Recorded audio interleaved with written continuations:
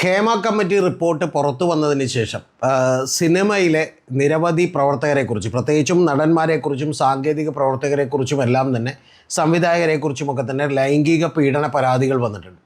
ആ ലൈംഗിക പീഡന പരാതികളിൽ ഏറ്റവും അവസാനം വന്നിട്ടുള്ള ഏറ്റവും നടുക്കുന്നൊരു പരാതി എന്ന് പറയുന്നത് നിവിൻ പോളി എന്ന് പറയുന്ന ഒരു യങ് സൂപ്പർ സ്റ്റാറിനെതിരെ വന്നിട്ടുള്ള ഒരു പരാതിയാണ്.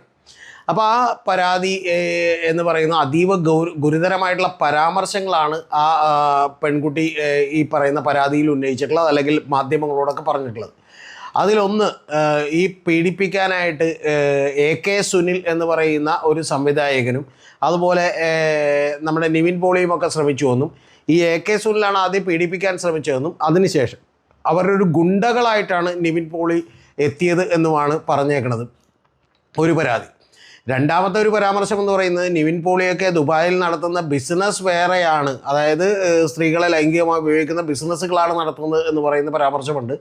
മൂന്നാമത്തേത്, അവർ വീട്ടിൽ വന്നതിന് ശേഷവും, അതായത് നാട്ടിലേക്ക് തിരിച്ചെത്തിയതിന് ശേഷവും, ദുബായിൽ നിന്ന് തിരിച്ച് ഇന്ത്യയിലേക്ക് എത്തിയതിന് ശേഷവും അവരെ പാമ്പിനെ കൊണ്ട് കടിച്ചു കൊല്ലിക്കുമെന്നും അതുപോലെ കൊലപ്പെടുത്തുമെന്നും കുടുംബാംഗങ്ങളടക്കം വകവരുത്തുമെന്ന് പറയുന്ന ഒരു കാര്യമുണ്ട്.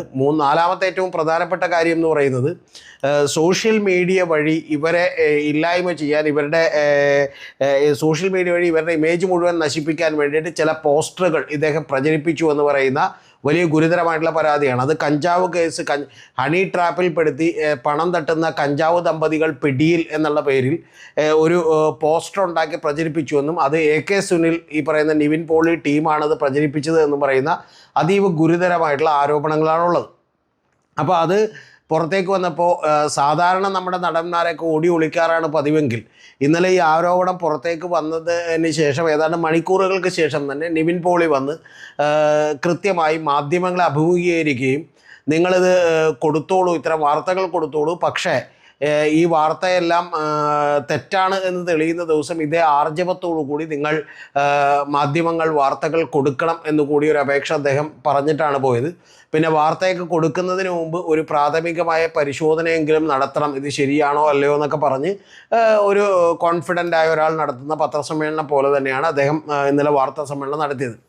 അപ്പോൾ ഈ പരാതിയുമായി ബന്ധപ്പെട്ട് നമ്മളറിയാലോ, നമ്മുടെ വീഡിയോകളിൽ നമ്മൾ ഇത്തരത്തിലുള്ള അതിജീവിതകൾക്ക് വേണ്ടിയാണ് നിലകൊണ്ടിട്ടുള്ളത് എല്ലാ വീഡിയോകളിലും തന്നെ. പക്ഷേ ഈ പരാതിയുമായി ബന്ധപ്പെട്ട് ചില സംശയങ്ങളുണ്ട് എന്നുള്ളത് പറയാതെ വയ്യ. കാരണം ഈ വനിത തന്നെ ആദ്യം പോലീസ് സ്റ്റേഷനിൽ ഒരു പരാതി കൊടുത്തു. ആ പരാതിയിൽ പറഞ്ഞിട്ടുള്ളൊരു കാര്യം, ദുബായിൽ വെച്ചിട്ട് നിവിൻ പോളിയും AK സുനിലും അടക്കമുള്ള ആളുകൾ ഉപദ്രവിച്ചു എന്നാണ് പറഞ്ഞിട്ടുള്ളത്. ആദ്യമേ തന്നെ ഒരു കാര്യം പറയട്ടെ, ഈ പെൺകുട്ടി ദുബായിലാണ് നേഴ്സായിട്ട് വർക്ക് ചെയ്തിരുന്നത്. അവിടെ നേഴ്സായിട്ട് വർക്ക് ചെയ്തിരുന്നു.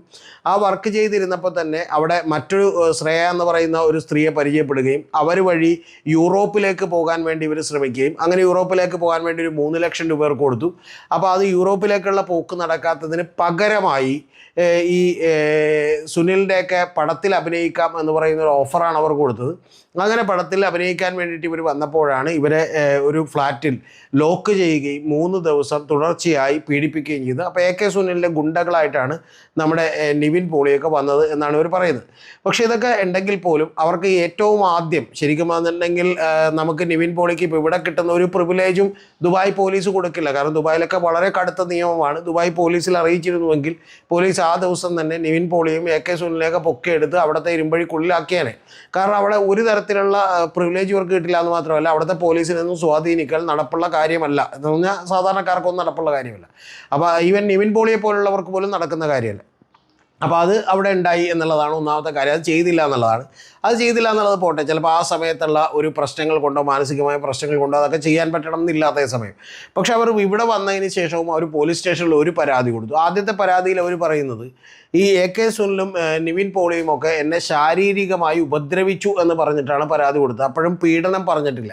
അപ്പോൾ ഇന്നലെ അത് റിപ്പോർട്ടർ ചാനലും മറ്റ് ചാനലുകളിലൊക്കെ ഇവർ ന്യൂസ് 18 വന്നിട്ട് ഇവർ പറയുന്നൊരു വാചകം എന്ന് പറയുന്നത്, അത് സോഷ്യൽ മീഡിയ പോലെയുള്ള മീഡിയകളിലൊക്കെ എഴുതുമ്പോൾ നമുക്ക് അങ്ങനെയല്ല എഴുതാൻ കഴിയൂ എന്നുള്ളതാണ്. പക്ഷെ അങ്ങനെ പീഡനം നടന്നെങ്കിൽ ആ പീഡനം നടന്നു എന്ന് പറഞ്ഞ് പരാതി കൊടുക്കേണ്ടതാണ്. പക്ഷെ അതിനുശേഷം ഇവർ പോലീസ് സ്റ്റേഷനിൽ ചെന്നപ്പോൾ മൊഴി കൊടുത്തതിൽ പീഡനം പറഞ്ഞിരുന്നു, പക്ഷെ അത് അവർ കാര്യമായിട്ട് എടുത്തില്ല എന്നാണ് പറയുന്നത്. അപ്പോൾ ഇതേതാണ്ട് ഇപ്പോൾ വന്ന പരാതിയല്ല, 1 മാസം മുമ്പ് തന്നെ വന്ന പരാതിയാണ്. അപ്പോൾ അതിന് ശേഷം ഇവർ വീണ്ടും രണ്ടാമതൊരു പരാതി കൂടി കൊടുക്കുന്നുണ്ട്. ആ രണ്ടാമത് കൊടുക്കുന്ന പരാതി എന്ന് പറയുന്നത് ഈ സാമൂഹിക മാധ്യമങ്ങളിലൂടെ തനിക്കും തൻ്റെ ഭർത്താവിനുമൊക്കെ എതിരെയുള്ള വലിയ പ്രചാരണം നമ്മുടെ നിവിൻ പോളിയും അതുപോലെ AK സുനിലും അടങ്ങുന്ന ഒരു സംഘം നടത്തുകയാണെന്നും അത്തരത്തിലുള്ള ഒരു സംഘത്തിൽ നിന്ന് ഞങ്ങൾക്ക് രക്ഷ നേടിത്തരണം എന്നും പറഞ്ഞുകൊണ്ടാണ് ഇവരൊരു അടുത്ത പരാതി പോലും കൊടുക്കുന്നത്. അപ്പോൾ ആ പരാതിയിലാണ് ഇവർ ഈ പറയുന്ന സാമൂഹിക മാധ്യമങ്ങളുടെ ഒരു പരാതിയാണ് ഇവർ ഉദ്ദേശിക്കുന്നത്. അപ്പോൾ പോലും ഇവർ കൃത്യമായിട്ടുള്ളൊരു ലൈംഗികമായി പീഡനം എന്ന് പറയുന്ന ഒരു കാര്യം പറയുന്നില്ല എന്നുള്ളതാണ് വാസ്തവം. പിന്നെ അടുത്തൊരു കാര്യം എന്ന് പറയുന്നത് ഇവർ ഈ ഉപദ്രവിച്ചു എന്നോ അല്ലെങ്കിൽ ലൈംഗികമായി ഇത്തരത്തിലുള്ള പീഡനങ്ങൾ നടന്നു എന്നോ അല്ലെങ്കിൽ പിന്നീട് ഏതെങ്കിലും ഹോസ്പിറ്റലുകളിൽ ചികിത്സ നേടിയിരുന്നോ എന്നും അത്തരത്തിലുള്ള സർട്ടിഫിക്കറ്റുകളൊക്കെ ഉണ്ടോ എന്ന് ചോദിക്കുമ്പോൾ ഇവർ പറയുന്നത് ആ 3 ദിവസം അവിടെ ഭക്ഷണം കഴിക്കാതെ ഇവർ മയക്കുമരുന്ന് കലർന്ന വെള്ളം കുടിച്ചതിൻ്റെ ഭാഗമായിട്ട് ഇവർക്കൊരു ബ്രീത്തിങ് പ്രോബ്ലം വന്നു എന്നും ആ ബ്രീത്തിങ് പ്രോബ്ലം വന്നപ്പോൾ ഇവിടുന്ന് ഹസ്ബൻഡ് തന്നെ അദ്ദേഹത്തിൻ്റെ ഒരു കസിൻ ദുബായിലുണ്ടെന്നും ആ ദുബായിലുള്ള കസിനോട് ഇവിടുന്ന് ടിക്കറ്റ് ബുക്ക് ചെയ്തിട്ട് അവിടെ നിന്ന് നേരെ ഇങ്ങോട്ട് കയറ്റിവിടാൻ പറഞ്ഞു എന്നുമാണ് പറയുന്നത്.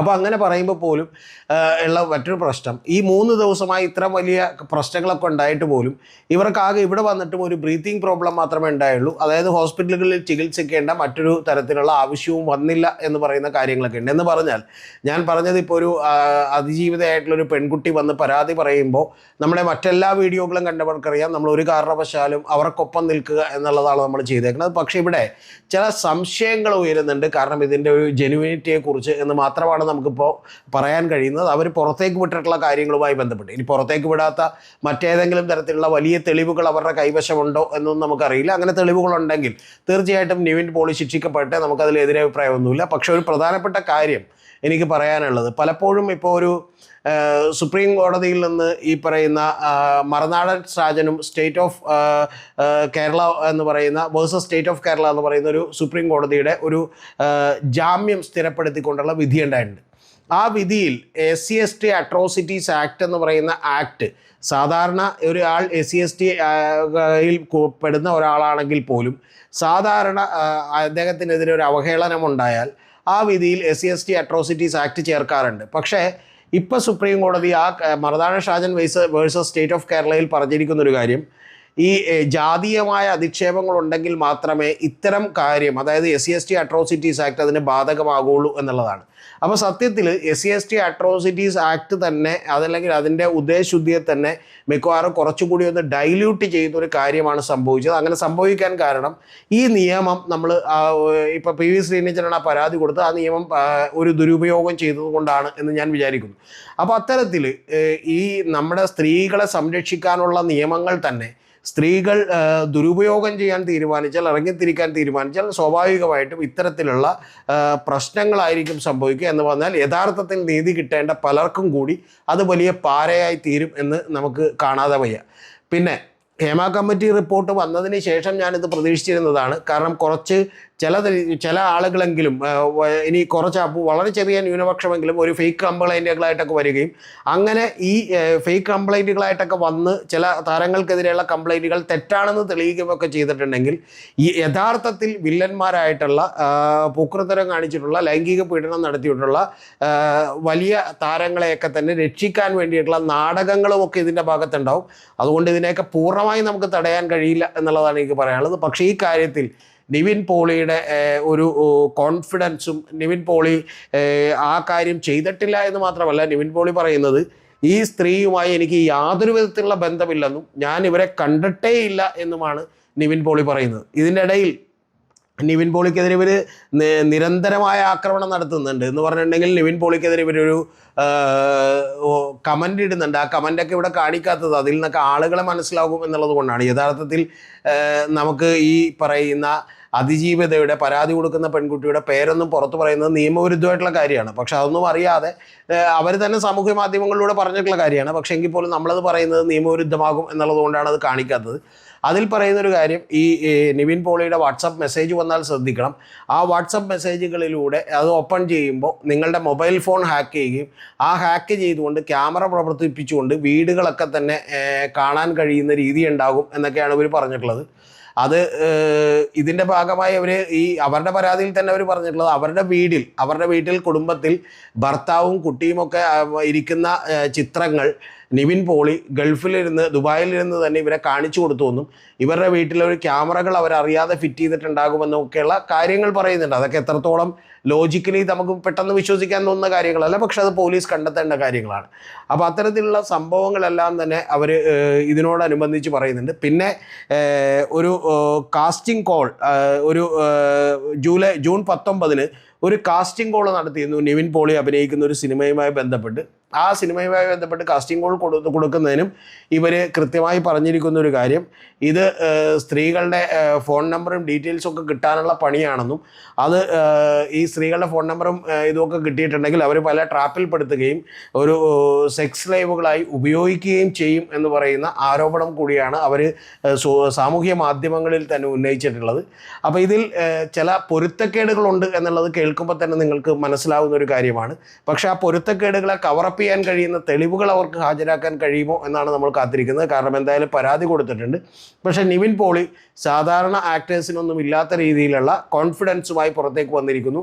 രണ്ട് കാര്യങ്ങളെ നമുക്ക് അതിൽ നിന്ന് വായിച്ചെടുക്കാൻ കഴിയും. ഒന്നുകിൽ അത് വളരെ ക്ലീൻ ആയിട്ടുള്ള ഒരാളാണ്, അല്ലെങ്കിൽ ഇത് അതിഗംഭീരമായി ചെയ്യാൻ കഴിയുന്ന ഒരു സീസൺഡ് ആയിട്ടുള്ള ക്രിമിനലിനൊക്കെ അത്തരത്തിലുള്ള ഒരു ബോഡി ലാംഗ്വേജ് ഉണ്ടാക്കാൻ കഴിയും. പക്ഷേ ഒരു സംശയത്തിൻ്റെ ആനുകൂല്യം തീർച്ചയായിട്ടും നിവിൻ പോളി അർഹിക്കുന്നു എന്നുള്ളതാണ് നമുക്ക് ഇതിൽ നിന്ന് മനസ്സിലാക്കാൻ കഴിയുന്നത്. നിവിൻ പോളി തന്നെ പറഞ്ഞൊരു വാചകം, എൻ്റെ അമ്മയോട് ഞാൻ വിളിച്ചു പറഞ്ഞു, അപ്പോൾ അമ്മ ഇതൊന്നും പേടിക്കേണ്ട ആവശ്യമില്ല, നീ മുന്നോട്ട് തന്നെ പോകുമെന്ന് പറഞ്ഞു എന്നാണ്. കൂടാതെ അദ്ദേഹം പറയുന്ന മറ്റൊരു കാര്യം, ഈ പെൺകുട്ടി ഒരിക്കൽ പോലും കണ്ടിട്ടില്ല, ഇവരെ അറിയാൻ പോലും പാടില്ല എന്നുള്ളതാണ്. അതുകൊണ്ട് പാമ്പിനെ കൊണ്ട് കടിപ്പിക്കും എന്നൊക്കെ പറഞ്ഞത് ഏത് അടിസ്ഥാനത്തിലാണെന്ന് നമുക്കറിയില്ല. എന്തായാലും പോലീസ് അന്വേഷണം നടത്തുന്നത് വരെ കാത്തിരിക്കാം. ചില യാഥാർത്ഥ്യങ്ങൾ നിങ്ങളുമായി പങ്കുവച്ചു എന്ന് മാത്രം.